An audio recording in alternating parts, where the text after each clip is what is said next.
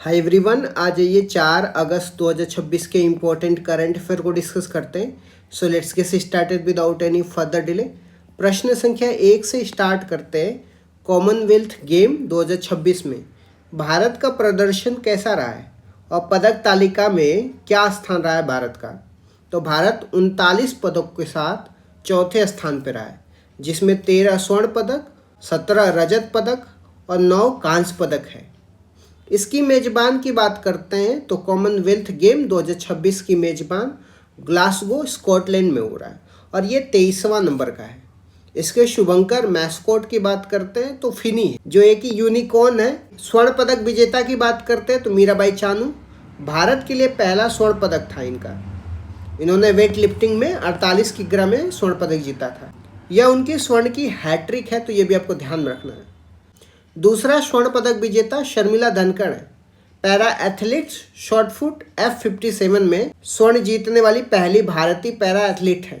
दिलीप गावित की बात करते हैं तो 100 मीटर दौड़ में स्वर्ण पदक जीता इन्होंने।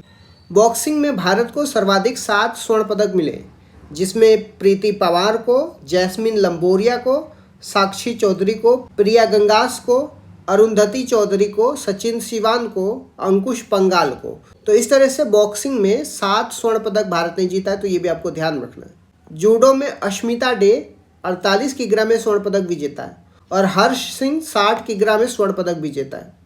अन्य महत्वपूर्ण पदक की बात करते हैं तो नीरज चोपड़ा, इन्होंने रजत पदक जीता है। गुलवीर सिंह 10,000 मीटर में रजत पदक जीता है और 5,000 मीटर में कांस्य पदक जीता है। एथलेटिक्स में एक ही गेम में 2 पदक जीतने वाले पहले भारतीय गुलवीर सिंह है, तो ये भी आपको ध्यान में रखना। झंडू कुमार पैरा पावर लिफ्टिंग में कांस्य पदक जीता है। इस गेम्स में भारत का पहला पदक है। बात करते हैं कॉमनवेल्थ गेम 2026 ध्वजवाहक की, तो समापन कार्यक्रम में जैस्मिन लंबोरिया थी। पदक तालिका में शीर्ष स्थान की बात करते हैं तो ऑस्ट्रेलिया है। ऑस्ट्रेलिया ने 70 स्वर्ण पदक जीता है और यह प्रथम स्थान पर रहा है। बात करते इतिहास की, तो भारत का सर्वश्रेष्ठ प्रदर्शन 2010 दिल्ली में हुआ था। भारत की 101 पदकों के साथ दूसरी रैंक थी, तो ये भी आपको ध्यान में रखना है। आने वाले 2030 के कॉमनवेल्थ गेम की बात करते हैं, जो 24वें नंबर का होगा। ये अहमदाबाद भारत में होगा, तो ये भी आपको ध्यान में रखना है। नेक्स्ट क्वेश्चन में आते हैं, भारत और चीन के बीच में किन दरों के माध्यम से 6 साल बाद सीमा पार व्यापार फिर से शुरू किया गया है? तो शिपकिला दर्रा, लिपुलेख दर्रा, नाथुला दर्रा के साथ भारत और चीन के बीच में 6 साल बाद व्यापार को फिर से शुरू किया गया है। शिपकिला दर्रा हिमाचल प्रदेश में है, लिपुलेख उत्तराखंड में है और नाथुला दर्रा सिक्किम में है, तो ये भी आपको ध्यान में रखना है। कोविड के कारण 2020 में यह व्यापार मार्ग बंद कर दिए गए थे। शिपकिला दर्रा की बात करते हैं तो वह स्थान है जहाँ पे सतलज नदी भारत में प्रवेश करती है। कैलाश मानसरोवर यात्रा के लिए लिपुलेख और नाथुला दर्रे का उपयोग होता है, तो ये भी आपको ध्यान में रखना है। नेक्स्ट क्वेश्चन में आते हैं, यूनिवर्सिटी ऑफ वेस्टर्न ऑस्ट्रेलिया ने भारत में कहाँ अपना कैंपस स्थापित करने के लिए समझौता किया है? तो भारत में चेन्नई तमिलनाडु और मुंबई महाराष्ट्र में यूनिवर्सिटी ऑफ वेस्टर्न ऑस्ट्रेलिया ने भारत में कैंपस स्थापित करने का समझौता किया है।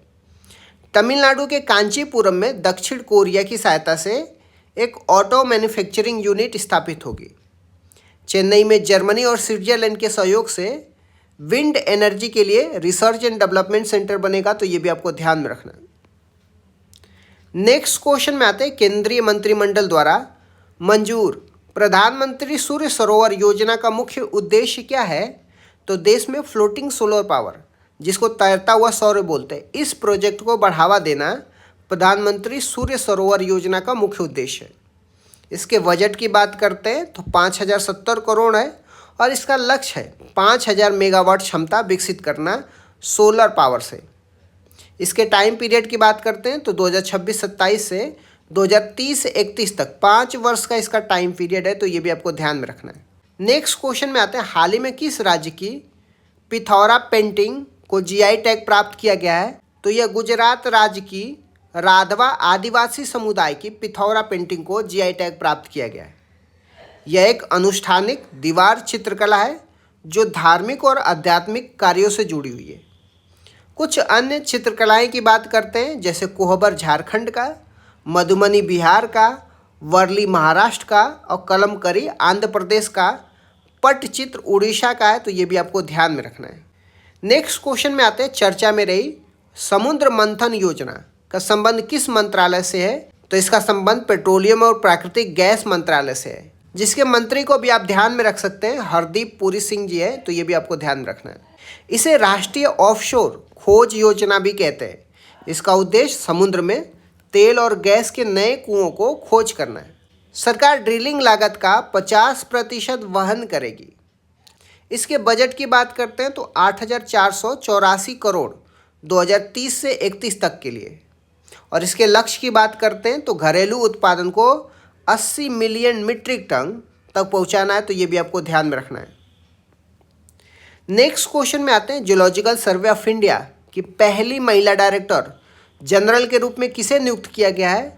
वर्षा अशोक अगलावे को जियोलॉजिकल सर्वे ऑफ इंडिया की पहली महिला डायरेक्टर जनरल के रूप में नियुक्त किया गया है। वे 54th क्रम के डायरेक्टर हैं और 176 साल के इतिहास में पहली महिला डायरेक्टर बनी है। जियोलॉजिकल सर्वे ऑफ इंडिया की बात करते हैं कि इसको इस्टेब्लिशमेंट 1851 में हुई थी और इसका मुख्यालय कोलकाता में है, तो ये भी आपको ध्यान में रखना है। वर्षा अशोक की बात करते हैं तो यह एक पेंटोलॉजी विशेषज्ञ है, तो ये भी आपको ध्यान में रखना है। पेंटोलॉजी को जीवाश्म में बोलते हैं, तो ये भी आपको ध्यान में रखना है। नेक्स्ट क्वेश्चन में आते हैं, प्रधानमंत्री मोदी ने आंध्र प्रदेश में किस अंतर्राष्ट्रीय हवाई अड्डे का उद्घाटन किया है? अलूरी सीताराम राजू इंटरनेशनल एयरपोर्ट का उद्घाटन प्रधानमंत्री मोदी ने आंध्र प्रदेश में किया है। यह भोगपुरम विजयपुरम में है, तो ये भी आपको ध्यान में रखना है। यह PPP मॉडल पर बना एक ग्रीन फील्ड एयरपोर्ट है, तो ये भी आपको ध्यान में रखना है। उद्घाटन समारोह में आदिवासी महिलाओं द्वारा धिमसा नृत्य प्रस्तुत किया गया था, तो ये भी आपको ध्यान में रखना है। बात करते हैं अलूरी सीताराम राजू की, तो ये एक स्वतंत्रता सेनानी है। इन्होंने रंपा विद्रोह के नायक के रूप में काम किया था, तो ये भी आपको ध्यान में रखना है। नेक्स्ट क्वेश्चन में आते हैं, वर्ल्ड वाइड वेब प्रति वर्ष कब मनाया जाता है? तो 1 अगस्त को मनाया जाता है। टिम बर्सन ली ने 1989 में www की खोज किया था, तो ये भी आपको ध्यान में रखना है।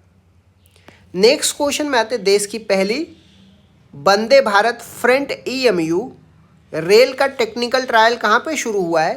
तो Kota division west central railway में देश की पहली Vande Bharat front EMU rail का टेक्निकल ट्रायल शुरू हुआ है। यह माल ढुलाई के लिए डिजाइन की गई ट्रेन है जो super fast parcel delivery e-commerce का काम करेगी। इसमें 16 कोच हैं और कोल्ड स्टोरेज की भी सुविधा है, तो ये भी आपको ध्यान में रखना है। इसके निर्माण की बात करते हैं तो एंट्रिकल कोच फैक्ट्री चेन्नई में की गई है, तो ये भी आपको ध्यान में रखना है। आ जाते हैं कुछ इंपॉर्टेंट तथ्य की बात करते हैं, तो अजिंक्य रहाणे अंतर्राष्ट्रीय क्रिकेट से इन्होंने संन्यास लेने की घोषणा करी है।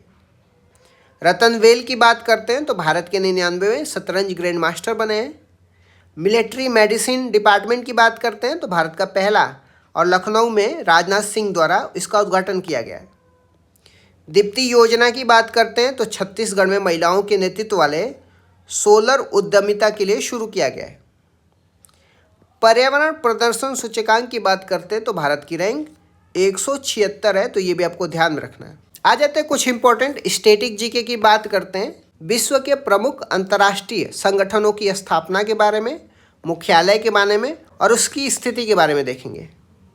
बात करते हैं यूनाइटेड नेशन ऑर्गेनाइजेशन को, जिसको संयुक्त राष्ट्र संघ बोलते हैं। इसकी स्थापना 24 अक्टूबर 1945 में हुई थी। बहुत बार क्वेश्चन पूछा जाता है कि यूएनओ को कब इस्टेब्लिशमेंट किया जाता है, तो 24 अक्टूबर 1945 को किया जाता है।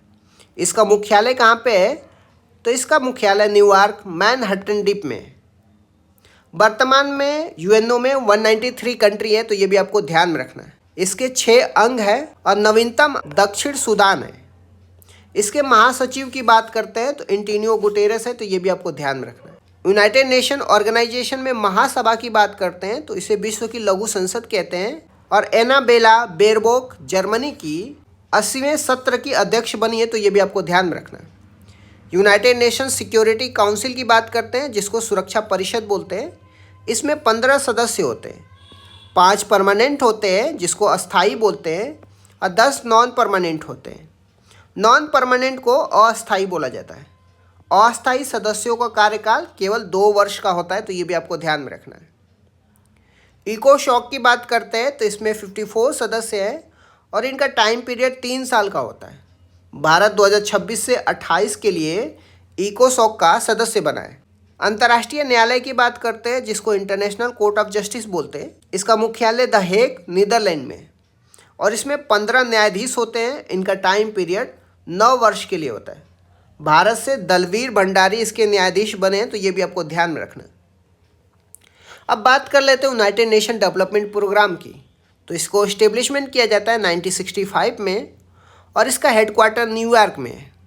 यह मानव विकास सूचकांक और सस्टेनेबल डेवलपमेंट गोल जारी करता है, तो ये भी आपको ध्यान में रखना है। HDI और SDG को जारी कौन करता है? यूनाइटेड नेशन डेवलपमेंट प्रोग्राम जारी करता है। UNEP की बात करते हैं तो इसको इस्टेब्लिशमेंट किया जाता है 5 जून 1972 में और इसका मुख्यालय केन्या नैरोबी में है, तो ये भी आपको ध्यान में रखना है।